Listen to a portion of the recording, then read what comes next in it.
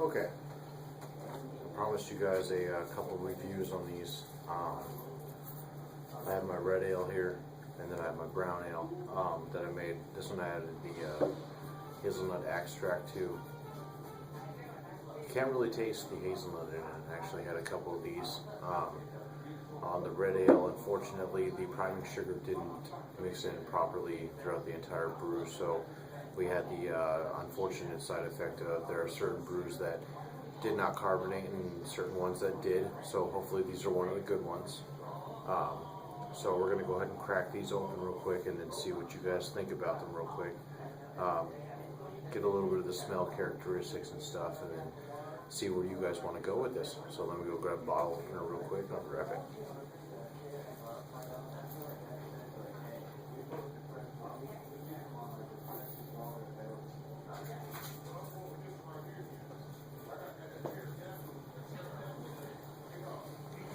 Alright, so we'll go ahead and start with the red ale. It's not really my favorite. It didn't turn out very well. I was pretty excited about it at the beginning, and it just did not turn out right. So, just have some carbonation in it. You can hear it hisses when it starts, but some of them just don't turn out.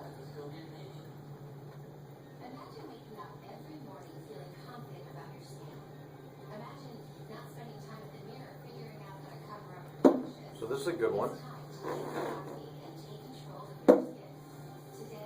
As you can see, certain ones are overcarbonated. You got a perfect example right there. You see a very nice head. You're gonna see that this actually has a very nice head retention as well.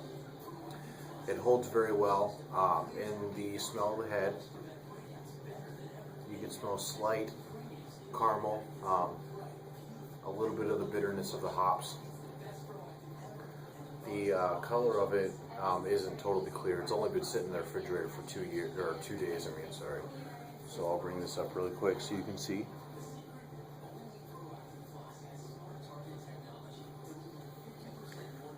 It's not great, so we'll go ahead and taste it and I'll let you know what I feel.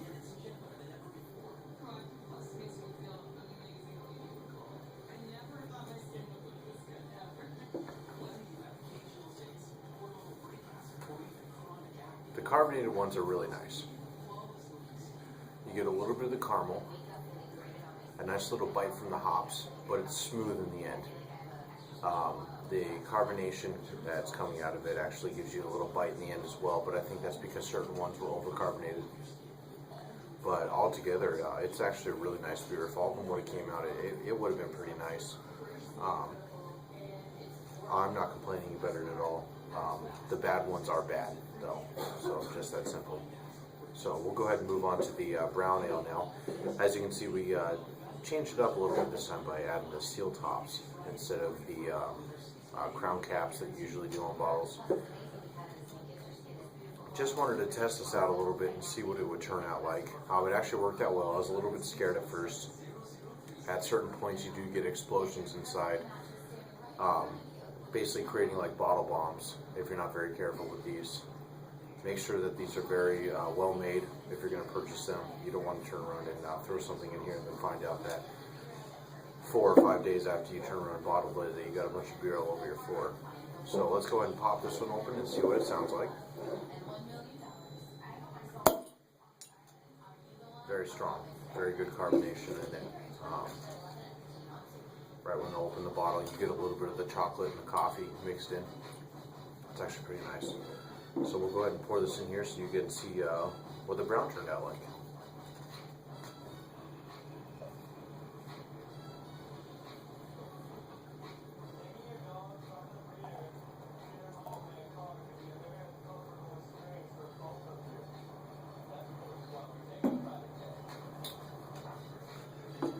You can see a very nice head on this as well. It's a light caramel color. It's actually very, very nice altogether. The color on it is amazing. It's pretty dark on the inside. The head retention again is really, really good on this one as well. So this is actually a beer I highly recommend if you're interested in testing something out. All of these came out very well. All of my friends, family, and the fellow brewer that brews in my house is very, very happy with the way this came out.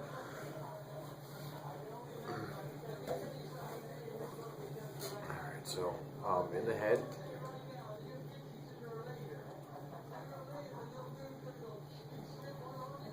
you get mostly chocolate and coffee.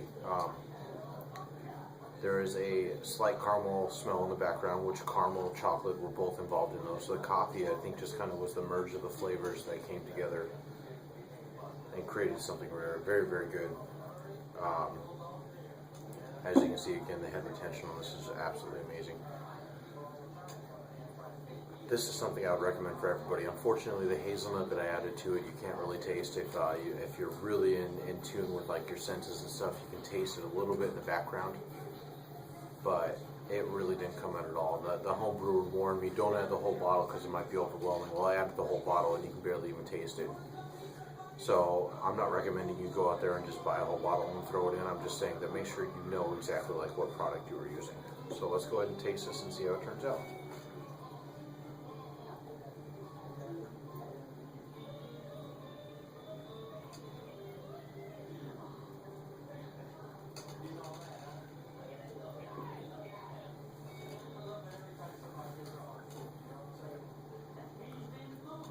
You get a strong caramel taste right off the bat, and then it finishes off with a coffee and a chocolate taste. In the very, very hint background, you taste the hazelnut. I'm not complaining about that. I was very happy with that. These actually used a very high alpha acid IBU in it. I don't know if you remember, but it was the, I think it's called Galena hops, and they're 13.9% alpha acids. It can give it a little bit of a bite. I like it though. The sweetness mixed with the hoppiness makes a very, very nice beer. So, all in all, it comes down to I made two good beers. One didn't carbonate correctly, and one came out great, but you couldn't taste the hazelnut. This comes all down to making sure that you test and test and test. The only way that you're a great home brewer is if you can replicate a recipe 100% every single time. And so hopefully I'm going to turn around and test this one again and see how it turns out like. I don't want to give up on this. The hazelnut brown is one of my favorites, so I will keep going with that. I currently have in my fridge over there a Blue Moon clone brewing right now. I tasted it today. It's almost done fermenting right now. It tastes absolutely amazing, so I might actually move to wheat beers as well after this. Just go with what you feel tastes really, really good. So I hope you enjoyed this. If you have any comments or concerns, just let me know. Okay.